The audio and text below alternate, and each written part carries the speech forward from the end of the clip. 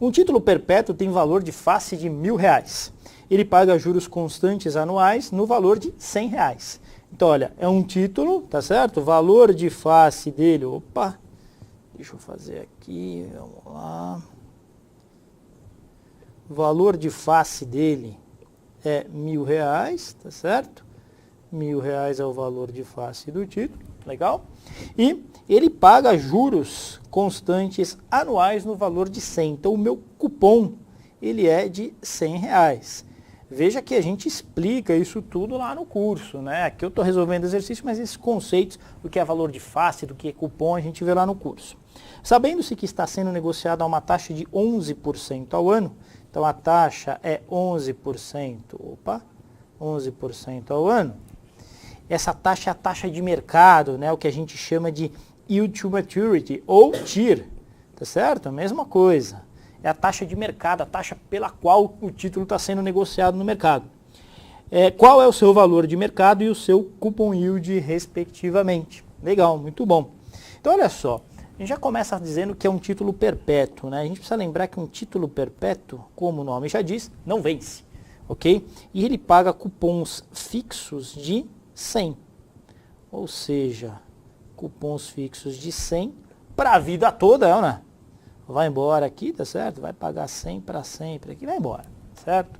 Aqui ano 1, ano 2, ano 3, ano 4, tá certo? Isso aqui é a linha de tempo dos anos, tá certo? Muito bom. Aí o que vai acontecer?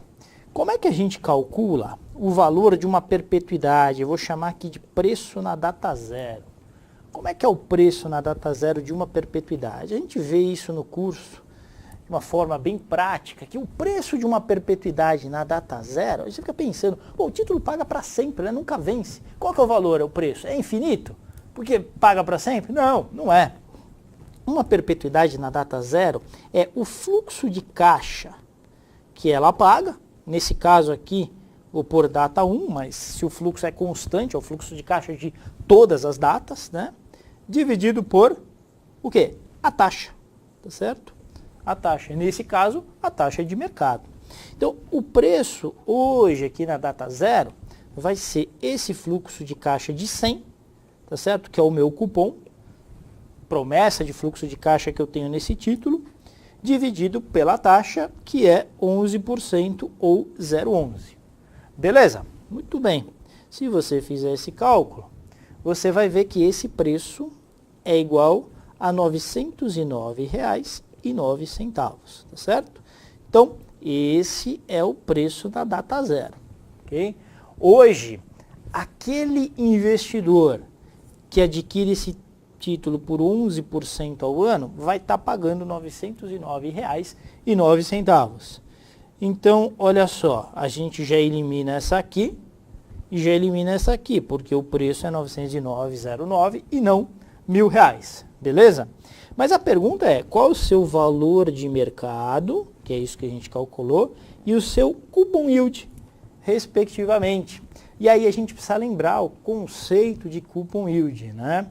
O conceito de coupon yield, e assim, uma coisa legal é que lá no formulário do CFP, pelo menos nas provas que aconteceram recentemente, você tem essa fórmula, que diz que o meu coupon yield é o valor do cupom dividido pelo preço do título naquele momento.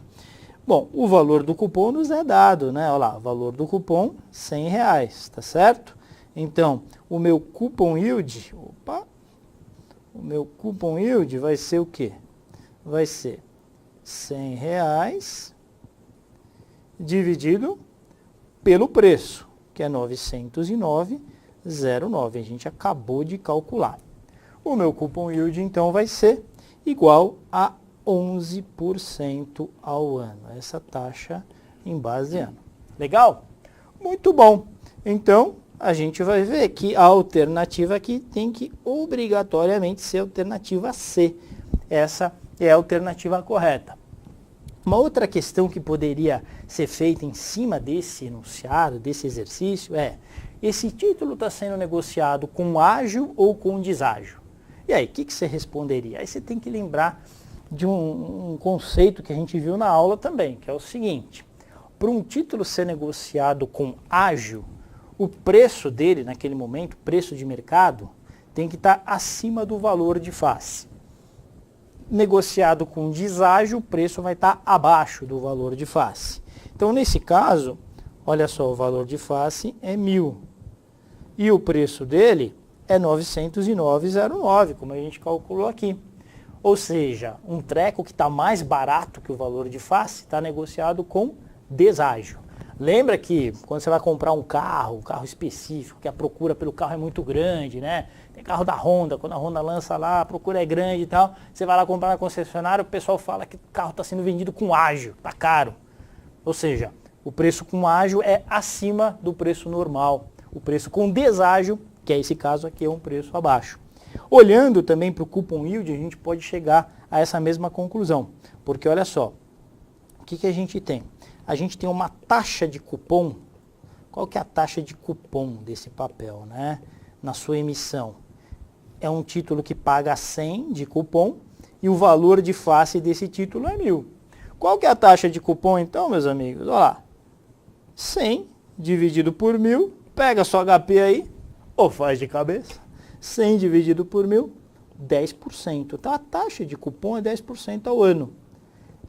Por outro lado, o coupon yield é 11%. A gente viu lá nas nossas aulas que quando o meu coupon yield está maior que a minha taxa de cupom, esse título está sendo negociado com deságio, tá certo? Deságio. Porque a taxa de mercado, né, o cupom yield estando maior, faz com que o preço à vista do título esteja mais baixo e por isso com o deságio. Isso não estava nessa questão, mas é muito recorrente esse ponto específico.